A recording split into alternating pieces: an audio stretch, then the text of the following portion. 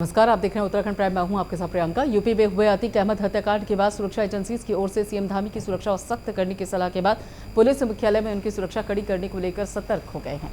Police मुख्यालय इसे लेकर अधिकारियों की बैठक भी हुई है और साथ ही एडीजी कानून व्यवस्था वी मुरुगेशन ने बताया कि मुख्यमंत्री आवास, मुख्यमंत्री कार्यालय, सचिवालय, मुख्यमंत्री के किसी भी कार्यक्रम में लोग बिना सख्त चेकिंग के उनसे मिलने नहीं जा सकेंगे। उन्होंने बताया कि इसके अलावा किसी भी वीआईपी या वीवीआईपी के सुरक्षा प्रोटोकॉल के अनुसार उनके सुरक्षा इंतजाम किए जाएंगे। एडीजी ने बताया कि मुख्यमंत्री की सुरक्षा को इंटेलिजेंस मुख्यालय और पुलिस मुख्यालय समय समय पर रिव्यू करता रहता है।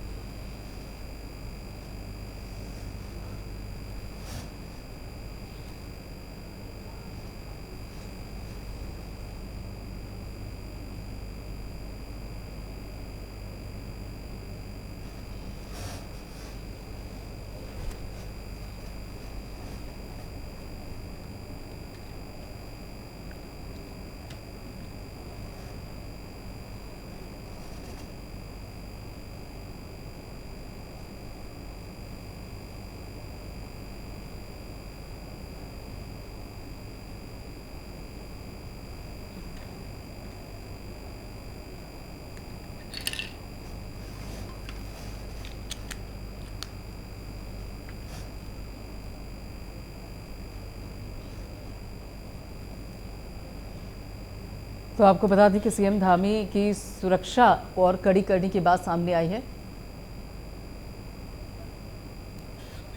पवन दीक्षित हमारे साथ जुड़ चुके इस बाबत आगे की जानकारी देने के लिए। पवन दीक्षित, बताया जा रहा है कि सीएम धामी की सुरक्षा घेरा और मजबूत हुआ है। कोई इनपुट या फिर एक तरीके से अगर देखा जाए तो जो प्रयागराज में हुआ उसका साइड इफेक्ट?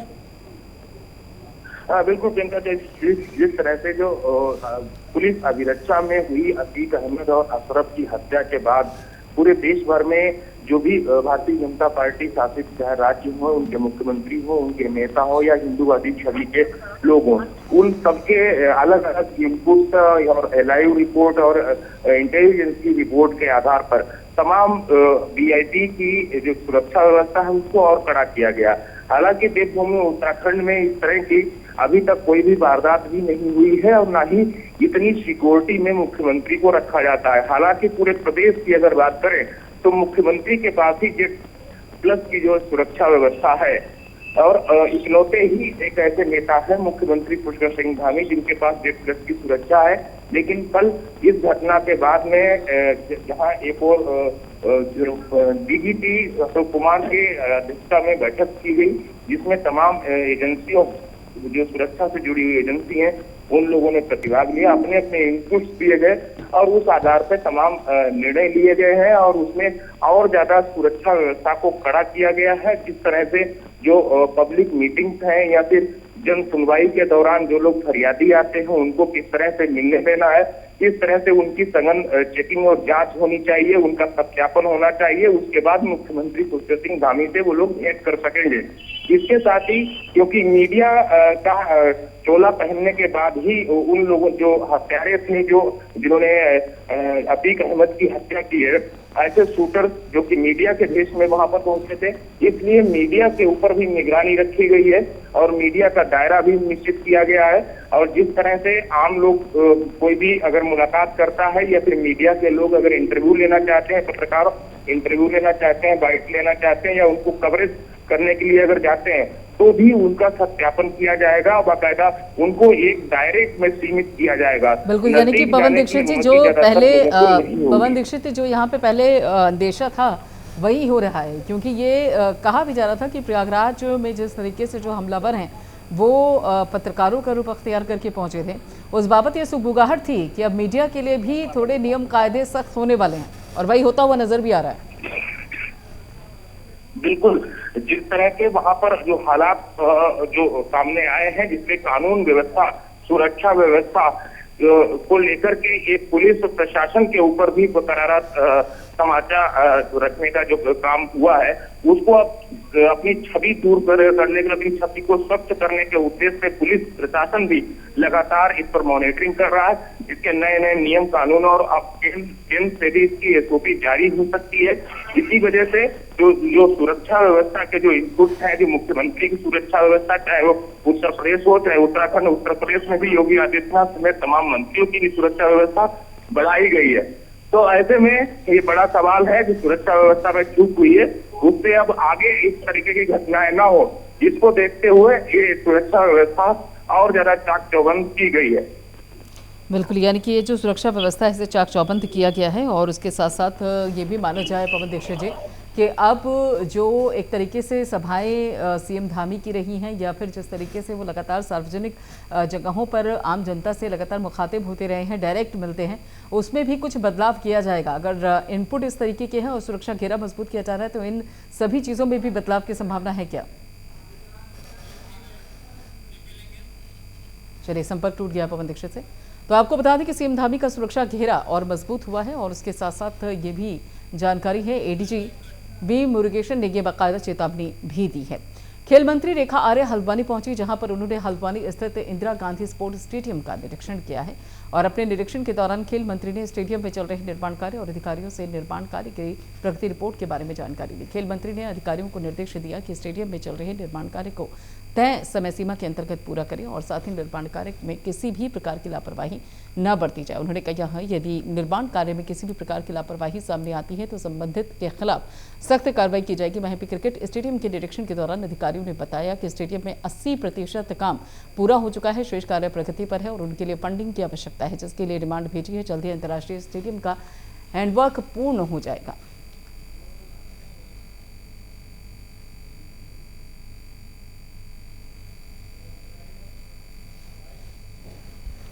इंदिरा गांधी अंतर्राष्ट्रीय क्रिकेट स्टेडियम का निरीक्षण किया गया है। और इस निरीक्षण का पर्पज़ ये था कि चूँकि भविष्य में इस बात से प्रस्तावित है कि हम लोग यहाँ पर खेल यूनिवर्सिटी को हम लोग खोलने जा रहे हैं, उस खेल यूनिवर्सिटी का महत्वपूर्ण हिस्सा जो है ये अंतर्राष्ट्रीय क्रिकेट स्टेडियम भी रहेगा, जिसके आगे की भूमि इस दिशा में प्रस्तावित है कि लगभग 37 एकड़ भूमि हमें यूनिवर्सिटी के लिए आवश्यक रहेगी। तो आज उसी को मैं देखने आई थी कि आखिरकार भूमि जो है क्या वन आच्छादित है या कम आच्छादित है या क्या स्थिति में है, और कितने इसमें जो है हमारे को मूलभूत आवश्यकताओं को पूर्ण करने के लिए क्या क्या चीज़ें इसमें करनी। उधर पौड़ी के रिखड़ी खाल में बताया जा रहा है कि धुमाकोट क्षेत्र में बाघ के हमले से अब तक 2 लोगों की जान जा चुकी है। विधायक दिलीप रावत ने बाघ के हमले से ग्रामीणों को निजात दिलवाने के लिए प्रशासन को गश्त बढ़ाने को कहा। वहीं पर कांग्रेस नेत्री अनुकृति गोसाई ने पलटवार किया। उन्होंने कहा कि बाघ के हमले के बढ़ने पर कॉबट पार्क क्षेत्र के लिए अभिशाप बन गया है। उधर वन विभाग के अधिकारियों ने डीएफओ को क्षेत्र में पिंजरों की संख्या बढ़ाने और कैमरा ट्रैप जिम कॉबट के विशेषज्ञों से संपर्क कर बाघों को पकड़ने के लिए मैप तैयार करने के निर्देश दिए।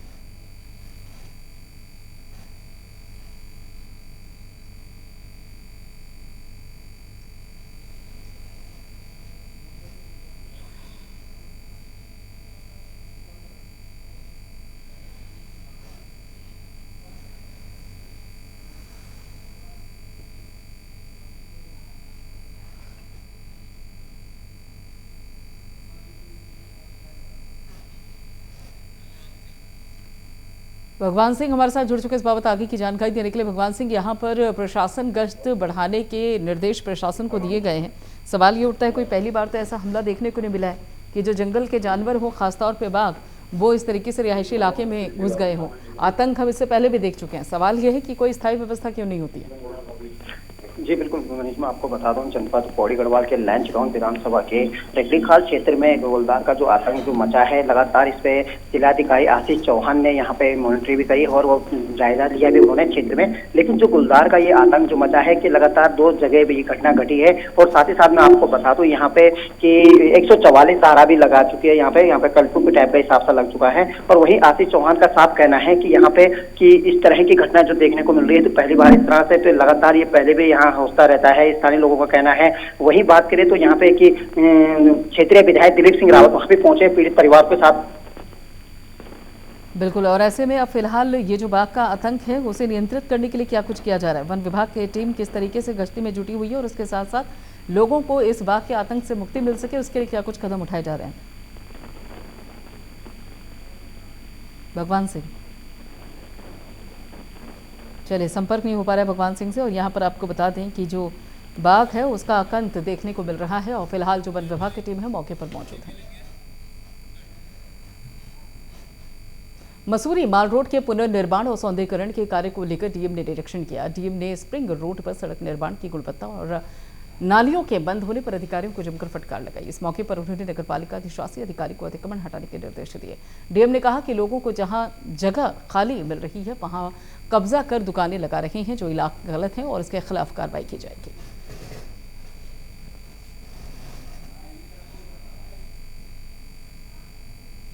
15 अप्रैल की तो डेट नहीं है, कॉन्ट्रैक्ट की डेट तो बहुत आगे तक की है, लेकिन हम लोगों की टाइमलाइन थी कि हम 30 अप्रैल तक इसको कंप्लीट कर लें। स्पेशली जो मेन काम है वो कंप्लीट हो जाए, बाद में फिर कॉबल स्टोन लगाने के और बाकी काम हो जाएंगे। तो उसी के क्रम में यहाँ पे अभी काम चल रहा है और हमारी टाइमलाइन मोर और लेस 3-4 दिन आगे पीछे चल रही है। हम कोशिश करेंगे कि इसको पूरा कर लें विद इन टाइमलाइन। उसके अलावा भी यहाँ पे और काम है, जैसे स्प्रिंग रोड पे अभी निरीक्षण किया गया, जहाँ पे रोड की स्थिति बहुत खराब है और जल निगम, जल संस्थान और PWD यहाँ पे हैं और इनको ये इंस्ट्रक्शन दिए गए हैं कि इनको तत्काल ठीक करें। इसलिए क्योंकि यहाँ पे बहुत सारी यूटिलिटीज़ हैं और रोड जो है वो बहुत पुरानी है और समय समय पे यहाँ पे यूटिलिटीज़ अलग अलग विभाग ने डाली है, तो कोई भी एक क्लब डेटा हमारे पास किसी के पास भी नहीं है। तो जब भी कोई ऐसा काम करने जाते हैं, स्पेशली रात के वक्त, तो कुछ यूटिलिटीज़ में प्रॉब्लम आती है। तो लेकिन अभी हम लोग सभी डिपार्टमेंट, UPCL हो गए, चाहे जल संस्थान हो गया, चाहे जल निगम हो गए, PWD हो गए, हम सब लोग बैठ के हम लोगों ने एक पूरी अपनी कार्य योजना बनाई है और उसी के अनुसार हम आगे बढ़ रहे हैं। अभी ईओ साहब को बताया है कि हर नगर पालिका, नगर निगम में ये होता है कि कुछ जोन्स जो हैं वो क्लियरली डिफाइन की जाती हैं कि यहाँ वेंडिंग नहीं होनी चाहिए। तो यहाँ पे कोई इस तरह का दिखा नहीं मुझे, इसीलिए मैंने उनको ये सुझाव दिया कि इस पे कार्रवाई कर लें। पूरी कोशिश कर रहे हैं और हम पूरी कोशिश कर रहे हैं कि इस महीने के अंत तक हम इस रोड को, मैंने जैसे बताया, बाकी यूटिलिटीज़ छोड़ दें, अगर मतलब बाकी ब्यूटिफिकेशन वाला पार्ट छोड़ दें, कॉबल स्टोन वगैरह, तो हम पूरा कर दें। और इसी बाबत आगे की जानकारी देने के लिए सुनील सोनकर हमारे साथ जुड़ चुके हैं। सुनील, यहाँ जो अतिक्रमण हटाने की बात सामने आई है, देर आए दुरुस्त आए, यही सबसे बड़ी बात है। अधिकारियों को फटकार लगानी पड़ रही है, ये तो उनकी ड्यूटी बनती है, फटकार लगाने की तो नौबत आनी ही नहीं चाहिए।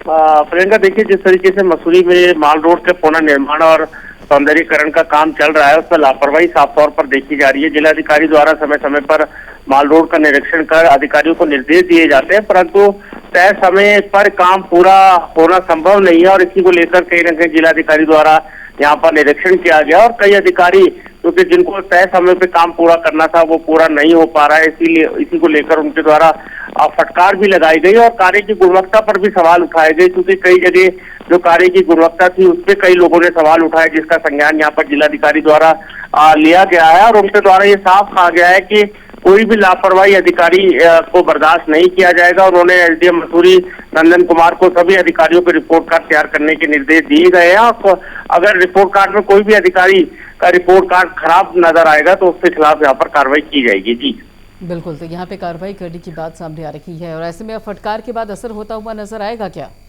अब अतिक्रमण हटाने के लिए क्या कुछ कदम उठाए जा रहे हैं?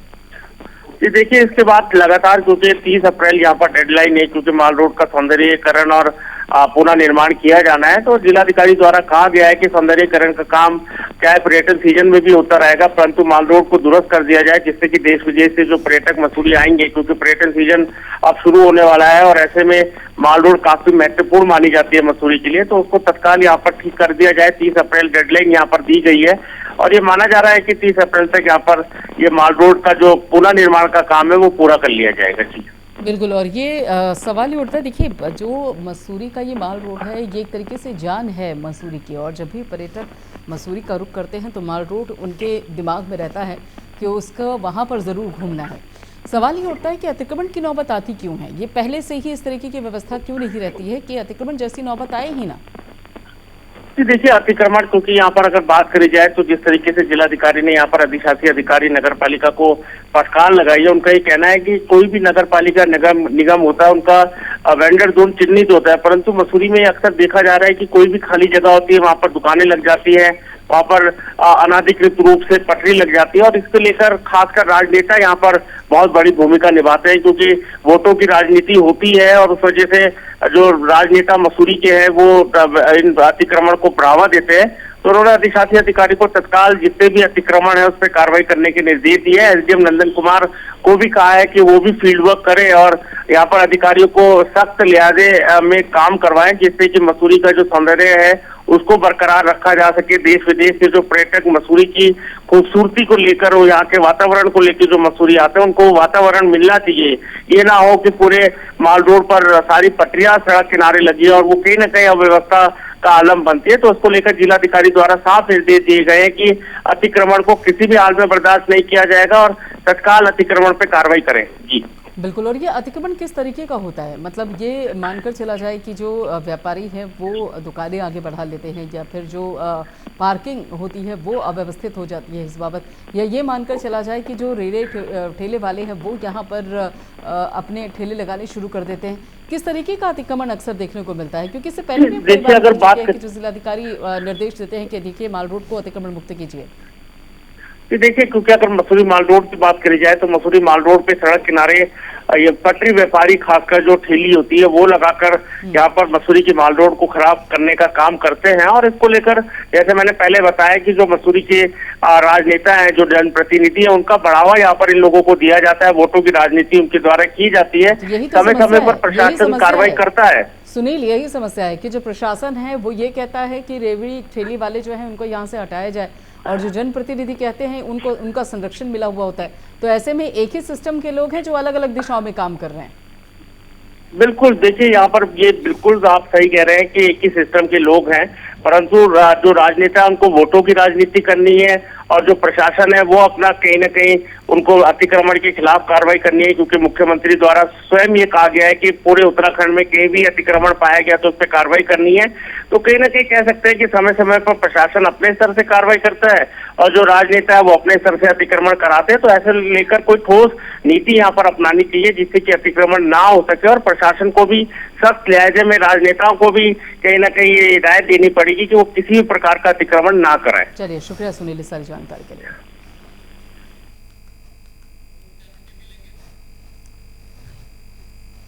उधर देहरादून में जिला प्रशासन ने सड़कों और फुटपाथ से अतिक्रमण हटाने के लिए अतिक्रमण हटाओ अभियान चलाया। प्रशासन की 5 टीमों ने अलग अलग इलाकों में कार्रवाई की। करीब 75 इलाकों से अतिक्रमण, अवैध रेहड़ी ठेड़ी हटाए गए और जेसीबी से अस्थायी निर्माण भी ध्वस्त किया गया। इस दौरान कुछ स्थानों पर हल्का विरोध भी हुआ, लेकिन पुलिस प्रशासन के सख्ती के आगे किसी की एक न चली और जिलाधिकारी सोनिका के निर्देश पर 5 जोन में जिम्मेदारी बांटते हुए नगर निगम, पुलिस प्रशासन और साथ ही लानवी MDDA की संयुक्त टीमें बनाई गई थी।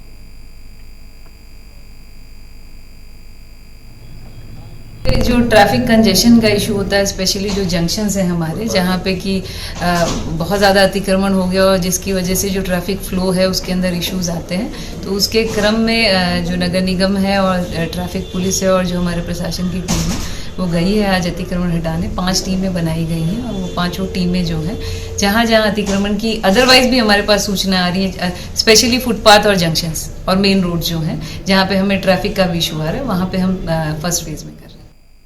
और इसी बाबत आगे की जानकारी देने के लिए पवन दीक्षित हमारे साथ जुड़ चुके हैं। पवन दीक्षित, प्रशासन 5 टीम के साथ कार्रवाई कर रहा है, लेकिन ये जो अतिक्रमण की समस्या है इसका स्थायी समाधान होता हुआ नजर नहीं आ रहा है। तो इसका मतलब हम मानकर चले कि कहीं ना कहीं एक तरफ तो यह है कि प्रशासन ये कहता है कि हम अतिक्रमण को हटाने की कार्रवाई कर रहे हैं, लेकिन उसके चलते ही अंदर खाने कहीं ना कहीं संरक्षण भी होता है अतिक्रमण को लेकर।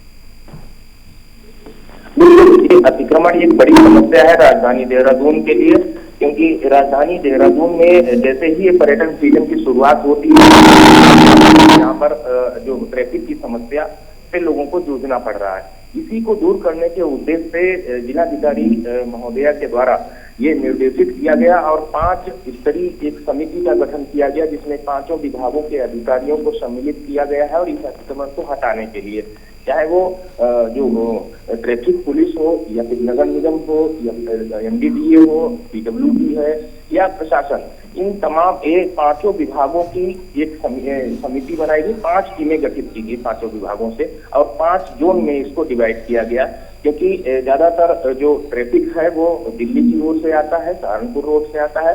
तो इसलिए जोन 1 जो है मेहू वाला से लेकर के महोबे वाला से लेकर के ISBDO सहारनपुर चौक तक किया गया है। दूसरा एक जो हरिद्वार से आने वाला है ट्रैफिक उसको डाइवर्ट करने के लिए उसको अलग जोन में बांटा गया है। तीसरा जो है ये जो कमल चौक है उस कमल चौक से लेकर के एक आईटी पार्क जो कैनाल रोड होते हुए आईटी पार्क इस तरह पे वहाँ पे एक जोन गठित की गई है। वहीं सातधारा क्रॉसिंग से लेकर के रायपुर से लेकर के तो ये एक जोन में बांटा गया है। वहीं रायपुर में जो महाराणा प्रताप चौक है उस पे एक जोन को बांटा गया है। ये 5 जोनों में बांटा गया है। इसका अतिक्रमण हटाया जा रहा है। जो रेडी ठेली जो लगती है उसके कारण जो ट्रैफिक बाधित होता है उसको दूर करने के उद्देश्य से इसे हटाया जा रहा है। हालांकि जैसे ही ये कितना सक्सेस हो पाएगा ये अभी देखना होगा, क्योंकि इससे पहले भी कई बार अतिक्रमण हटाया गया और रेडी ठेली वालों को भगाने का कार्य किया गया, लेकिन उसके बाद में कुछ पॉलिटिकल संरक्षण होने के कारण फिर से वहां पर ये रेडी ठेली वाले लोग जो है व्यापारी हैं वो अपनी रेडी ठेली लगा देते हैं। उससे जो है ट्रैफिक व्यवस्था जो बाधित होती है। और इससे ये जैसे ही पर्यटन सीजन की शुरुआत होती है, क्योंकि ज्यादातर पर्यटक हरिद्वार की ओर से आता है या फिर सहारनपुर रोड से आता है और मसूरी की ओर जाता है, तो ये मसूरी की ओर जाने वाला जो भी ट्रैफिक है उसको ट्रैफिक कैसे डाइवर्ट किया जाए और कैसे उस ट्रैफिक की समस्या का समाधान किया जाए, इस उद्देश्य से ये अभियान चलाया जा रहा है। और ये अभियान कितना कारगर साबित होगा ये अतिक्रमण हटने के बाद ही इसका पता चलेगा। और ये सीजन प्रारंभ होते ही इस पर अभी झंडा चलाया गया है, लेकिन ये कब तक ये अभियान जारी रहेगा और कब तक इस अभियान के तहत जो कार्रवाई की जाएगी वो प्रभावी बनी रहेगी। बिल्कुल। और इस बाबत अगर देखा जाए तो फिलहाल 5 टीमें गठित की गई हैं जो कि अतिक्रमण से मुक्ति पाने में बड़ी भूमिका निभाएंगे ऐसा माना जा रहा है। और अब देखना यह है कि किस हद तक ये जो अभियान है उस पर धरातल पर ये अभियान सफल होता हुआ नजर आता है। शुक्रिया पवन दीक्षित सारी जानकारी के लिए।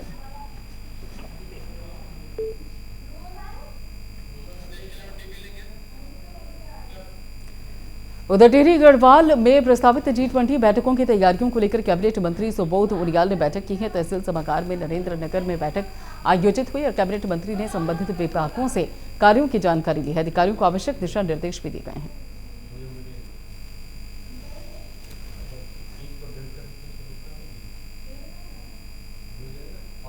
मई और उसके बाद 26, 27, 28 जून में 2 बैठकें यहाँ पर होना ये हम लोगों के लिए उत्तराखंड के लिए भी बहुत ही बड़ी उपलब्धि है। और देश में G20 हो रहा है ये भी देश की उपलब्धि है कि दुनिया के सशक्त 19 देश और पूरी दुनिया की चिंता करने के लिए कि दुनिया में जो आने वाले समय में किस तरह दुनिया को कैंसर फ्री रखा जाए, आने वाले हेल्थ को लेकर के जो अभी आपने रामनगर में भी देखा कि साइंटिस्ट आए थे और उनका यही था कि दुनिया को कैसे स्वस्थ रखा जाए, इसको लेकर के चिंतन कर रहे हैं। दुनिया की आर्थिकी कैसे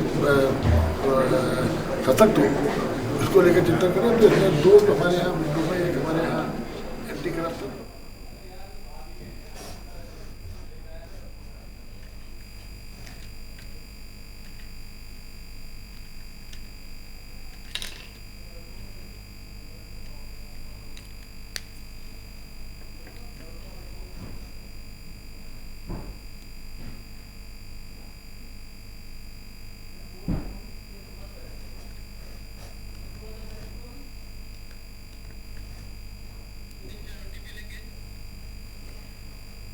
उधर रुड़की के तहसील परिसर में विजिलेंस टीम ने चकबंदी कार्यालय में छापा मारकर चकबंदी सीओ के पेशकार को 10,000 की रिश्वत लेते हुए पकड़ा। वहीं देहरादून से आई विजिलेंस की टीम ने रंगे हाथों रिश्वत लेते हुए पकड़ा है, जो कि किसान से दाखिल खारिज की एवज में रिश्वत मांग रहा था। सोमवार की देर शाम तक विजिलेंस की कार्रवाई चलती रही, जिसके बाद विजिलेंस की टीम आरोपी पेशकार के साथ अपने विजिलेंस के अधिकारियों को लेकर देहरादून के लिए रवाना हुई। वहीं इस मामले में विजिलेंस के अधिकारी मनीष रावत ने बताया कि आरोपी पेशकार की रिश्वत मांगने की शिकायत मिली थी और वहीं पर पेशकार एक व्यक्ति से दाखिल खारिज करवाने की एवज में रिश्वत मांग रहा था। साथ ही कई घंटों की लंबी पूछताछ और कार्रवाई के बाद विजिलेंस की टीम देर शाम आरोपी पेशकार को अपने देहरादून ले गई थी और वहीं उसे न्यायालय में पेश किया जाएगा।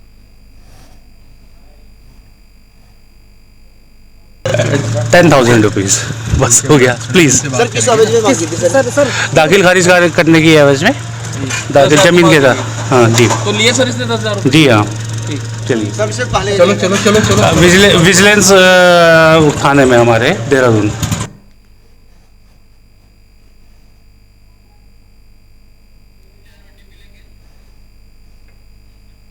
उधर चारधाम यात्रा के दौरान बद्रीनाथ धाम तक हेमकुंड साहिब यात्रा भाग पर श्रद्धालुओं को सही मूल्य और सामान शुद्ध ताज़ा खाद्य सामग्री मिलेगी और मिलावट खोरों और अधिक मूल्य में सामान बेचने वालों की अब खैर नहीं है। अब तीर्थ यात्रियों से निर्धारित मूल्य से अधिक मूल्य वसूलने और मिलावटी खाद्य सामग्री बेचने वाले होटल और ढाबा मालिकों के खिलाफ सख्त कार्रवाई की जाएगी। वहीं जिलाधिकारी चमोली हिमांशु खुराना ने इसकी नियमित जांच के लिए संबंधित क्षेत्र के एसडीएम की अध्यक्षता में समिति गठित करते हुए संबंधित क्षेत्र के थानाध्यक्ष, पूर्ति निरीक्षक और खाद्य सुरक्षा अधिकारी को सदस्य नामित किया है।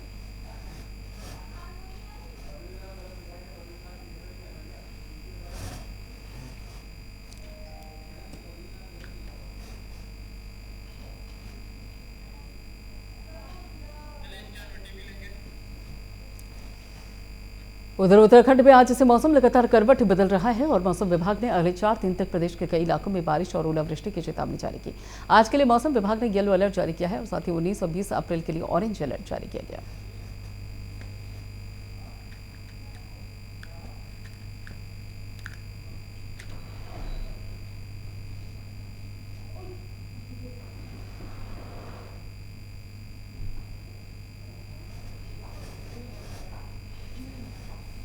नमस्कार, मैं विक्रम सिंह, निदेशक मौसम केंद्र देहरादून से। उत्तराखंड के लिए मौसम की बात करें, 18 शाम रात से जो है मौसम में बदलाव आ रहा है।